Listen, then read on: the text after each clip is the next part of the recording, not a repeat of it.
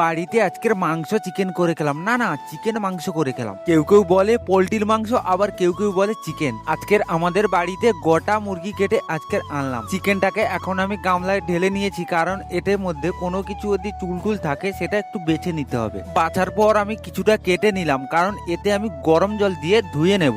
গরম জল দিয়ে ধোয়ার পর এতে আমি কিছুটা পাতি লেবুর রস দিয়ে দেবো। পাতি লেবুর রস দেওয়ার পর এতে আমি ম্যাগনেট করা শুরু করব। আর যদি ম্যাগনেট করে আধা ঘন্টা মতন রেখে দেওয়া যায় না, খুব সুন্দর লাগে খেতে। পাতি লেবুর রস, নুন, হলুদ আর কিছুটা সরষা তেল দিয়ে এটাকে আমি ভালো করে মাখিয়ে নেব।